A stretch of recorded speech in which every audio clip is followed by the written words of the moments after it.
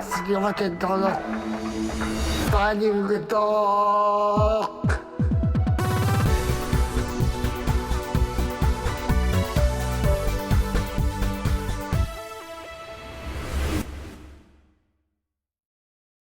マイライフショックテレビプロデューサーで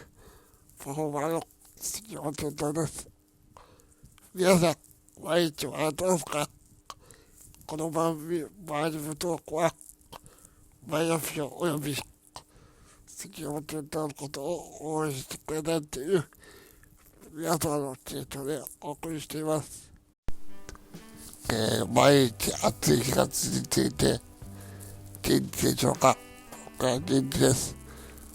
僕は昨日ちょこっとFacebook に書いたんですけど、自分の家の玄関の前でいろいろ6時間ぐらいからずっと日焼けしていて気持ちよくて、ずっと家の中にいると気持ちも暗いですか。でかといって今も夏休み入ってる人がいるんで、駅前とかに行っちゃうと人混みが多いと思うんで、あんまり長時間暑いところにいると体も疲れちゃうしと思って、でも家の前でいいなと思って、家の前で日焼けをしていました。で、久しぶりにコーラを飲んだんです。普段は炭酸飲料か飲まないんですけど、コカ・コーラを飲んだんですけど、すっごい甘いっすね。こんなに甘いんだっていうぐらい甘く感じて、あれはね、太るなって思った。たまに飲むから美味しく感じるんだって。あれを毎日飲んでる人もいると思うんですけど、毎日飲むもんではないなって思いました。それでは、またバーニングトーク始まります。今日は、7月29日なんですけど、僕が障害者にとって、とても忘れられない日なんです。で、今東京オリンピックが開催されていて、なかなか多分、僕の家にテレビがないんでわからないんですけど、テレビで報道されることは少ないと思うんですが、5年前の7月26日に、つくい山ゆえという障害者が住んでいる、生活している、施設に、その当時働いていた職員であった植松さんが夜中入ってきて、そこにいらっしゃる利用者、障害を持った方の命を、奪ったという悲しい事件がありました。で、亡くなったのは、19人の方なんですが、それ以外にも、怪我をしたりとか、もちろんそこに、その時、夜間で働いていた職員さんも、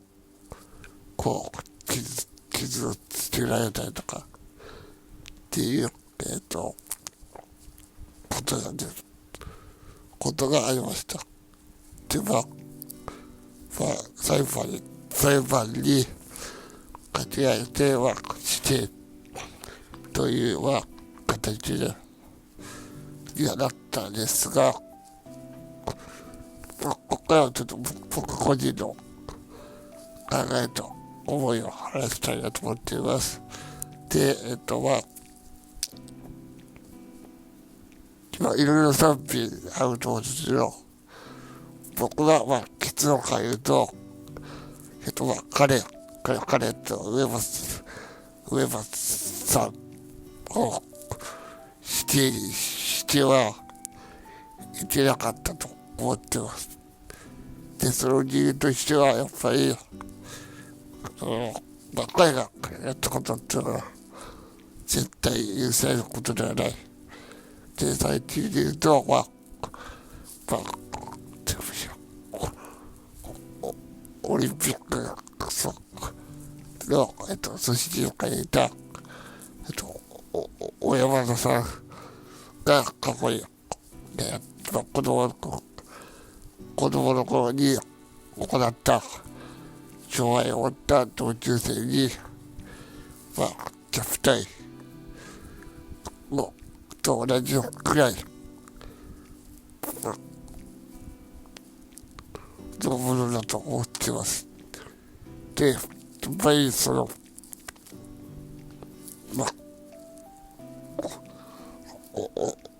山田さんと、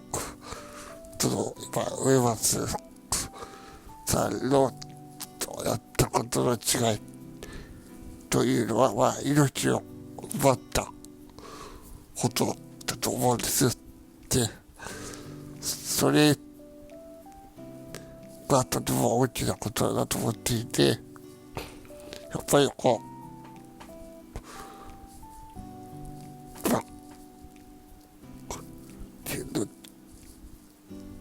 そうですね、誰でもじゃあ、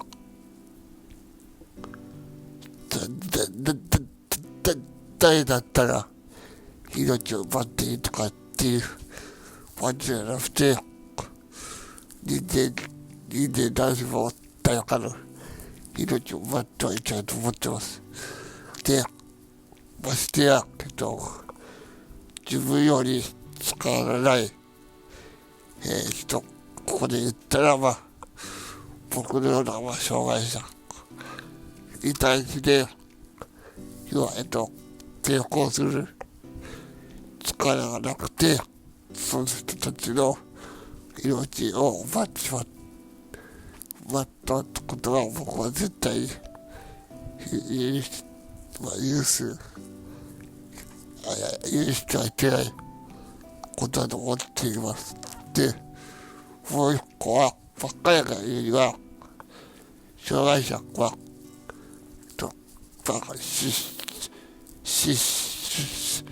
失笑者から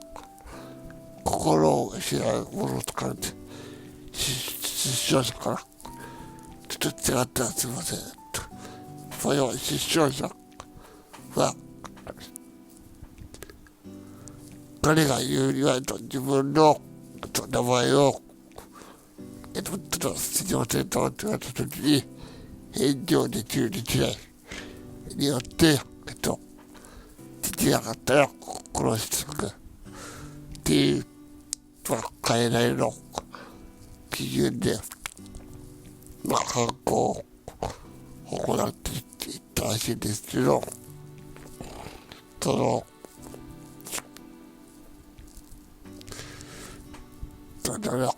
バーッと言ってたのが、障害者がいても、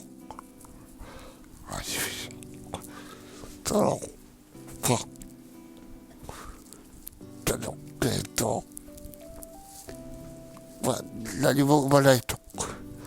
で、産むとしたら、マイナスなことしか生まないと。要は、お金もかかるし、そのお金っていうのは、税金から支払えていると。で、要は生産性のない人人たちだって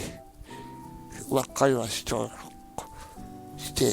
いたんですけど、僕はそうではないと思っていて、で、ここで勘違いして欲しくないのが、僕が障害を負っているから、そうではないって言ってわけじゃなくて、もし僕が障害を持ってない人だったとしても、生産性がないから殺していいという考えにはなっていないと思っています。で、僕、ただ極端な話ですよ。生産性あるないって言ったら、じゃあ子供とか、ここはある程度働いて社会を終えたおじいちゃんおばあちゃんを見たときに、じゃあ今言った人たちは生産性で見たときに多分僕はないと思うんです。でも人間っていうのは生産性があるから必要不必要でこうやっていたらいけないと僕は思っていて、でよくある言葉で言うと、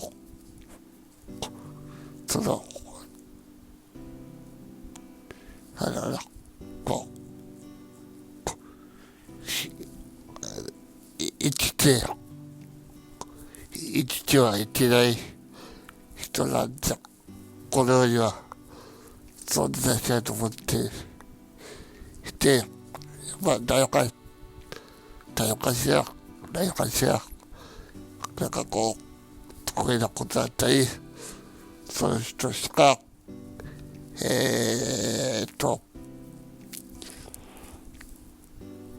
表現できない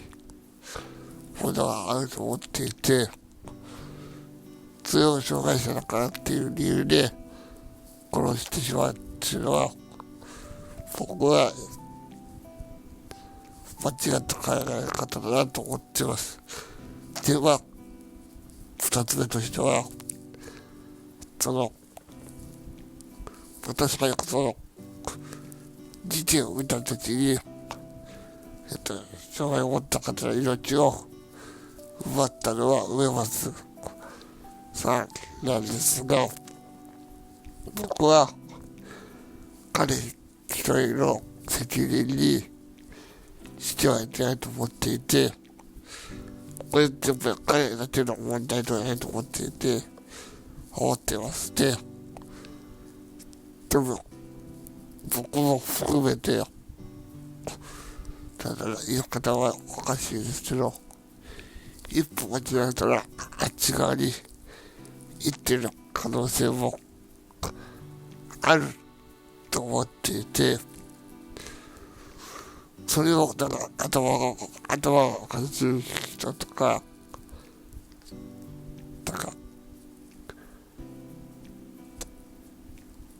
考えてることは分かんない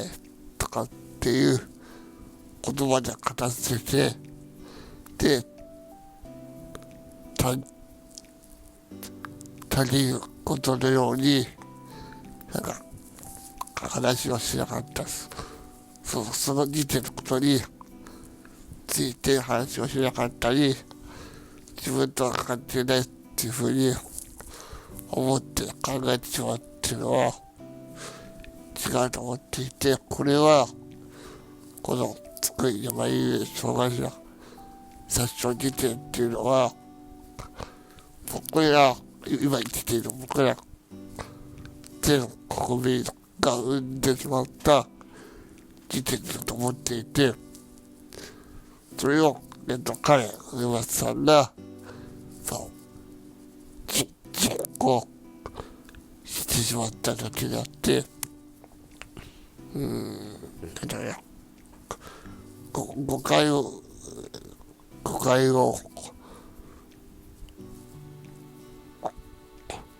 言葉選ばれていると、今聞いてくださって皆さんも、僕も、犯人の、それは被疑者の一人だと思って生きていかないと、僕は同じような事件が繰り返されていくと思っています。そこを僕は今回の売肉登録で強く訴えたいことの一つとして皆さんと共有して、この事件をなかったことにしない。で、この事件から学んだこととか、亡くなってしまった19人の方にとって、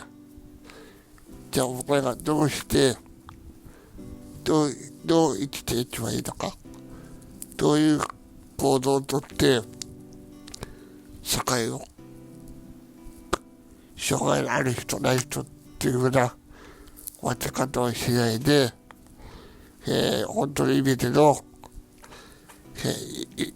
苦しむような社会にしていけるのかっていうのを考えていかなければいけないと思っております。ということで、今回は、そうですね、山ゆ障害者殺傷事件から5年が経ってやったことについてお話ししました。皆さんはちょっと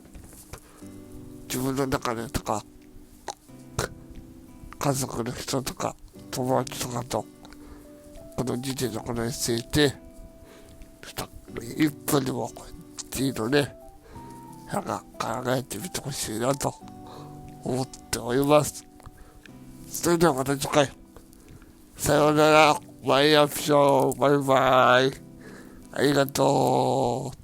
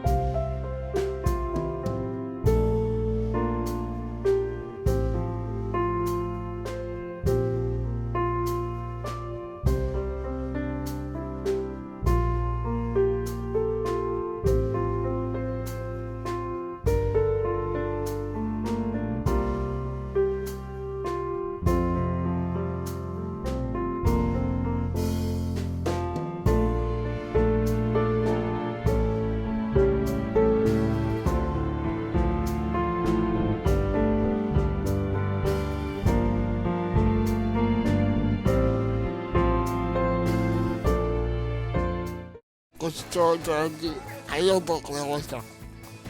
マイアップショーチャンネルは引き続き楽しいコンテンツを作っていきます。高評価とチャンネル登録の方よろしくお願いします。それではマイアップショー、杉山健太のターニングと